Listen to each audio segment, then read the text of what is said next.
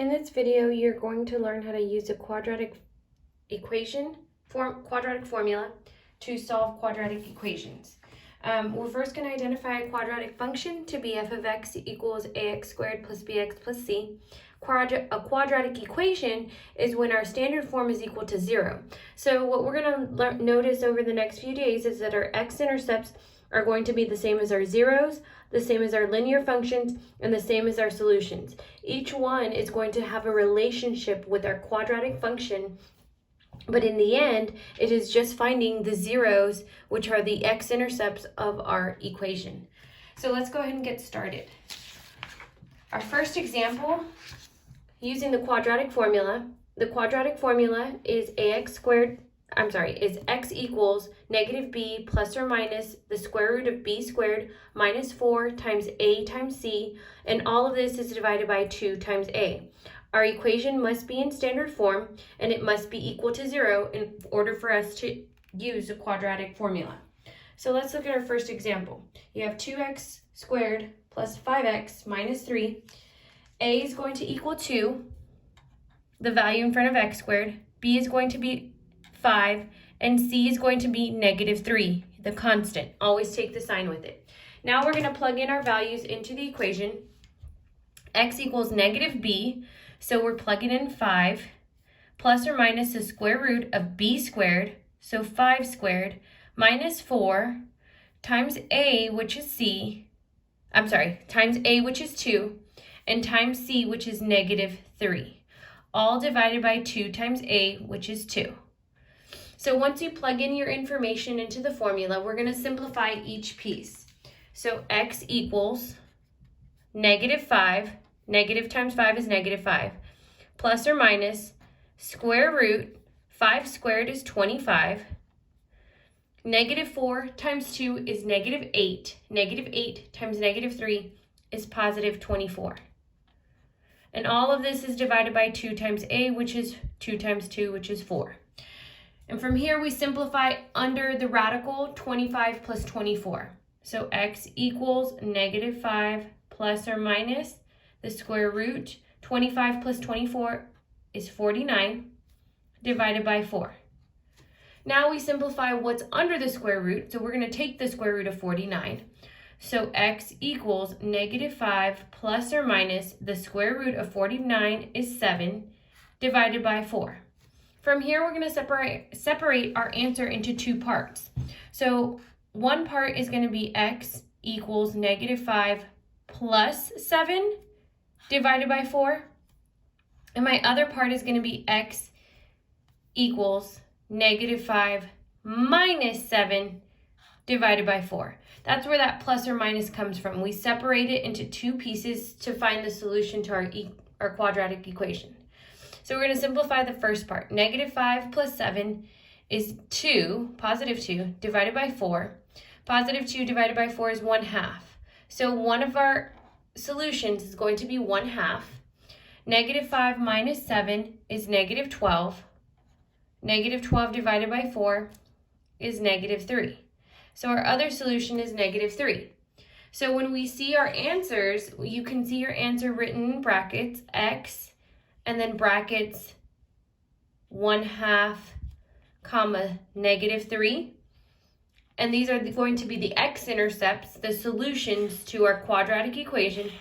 Or you might see your answers written as x equals 1/2 and x equals negative 3.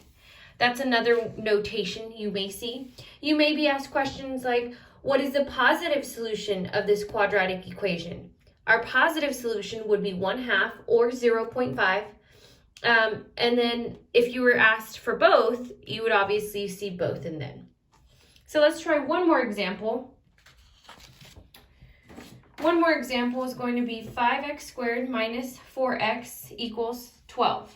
So in this equation, it's not written in standard form, so we need to change this to standard form.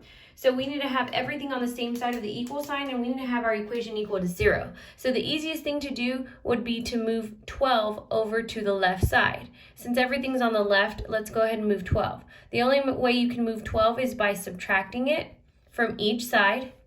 When you subtract it, we're going to get 5x squared minus 4x, and then minus 12 just gets tacked on at the end, equals 0, because 12 minus 12 is 0. Now we can use the quadratic formula to find our solutions. So you identify A, B, and C. A is 5, B is -4, and C is -12. So I'm going to write the formula over here off to the side so we know how to use it and plug in B squared minus 4AC, all divided by 2 times A.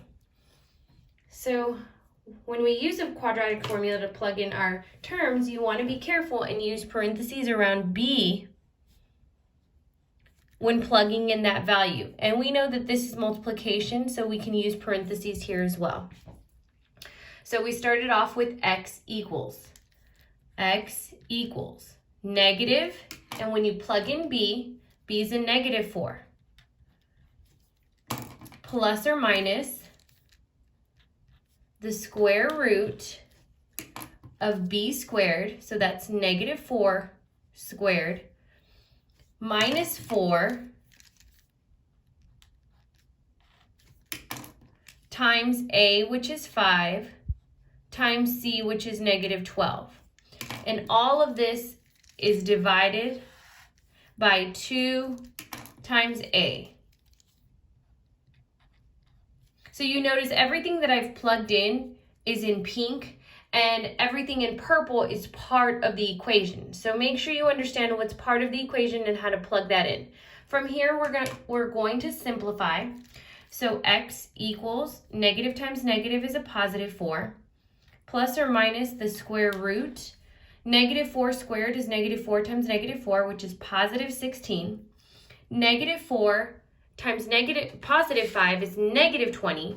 -20 times -12 is going to be +240. And then all of this is divided by 2 times 5, which is 10. So we simplify again what's under the radical. X equals 4 plus or minus the square root. 16 plus 240 is 256 divided by 10.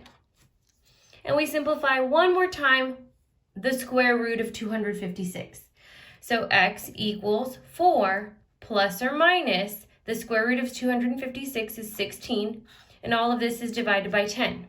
So this is where we can separate our answer into two parts. X equals +4 plus 16 divided by 10, and x equals +4 minus 16 divided by 10. From here, you're going to simplify each fraction. So 4 plus 16 is 20. So 20 divided by 10 is going to be 2. So one of our solutions, one of our x-intercepts is at 2. And 4 minus 16 is going to be -12. -12 divided by 10 is -6/5.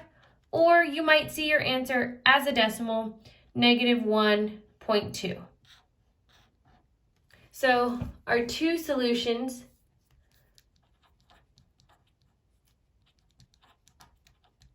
would be at -1.2, 2. Or you'd see it written as x equals -1.2 and x equals +2. Again, some questions might say, what is the positive solution to this equation or to this quadratic function? And our positive solution would be at +2. Again, these are the x-intercepts where our quadratic function crosses the x-axis. They are the zeros, the roots, the solutions to the quadratic function. Now you're going to try a few on your own.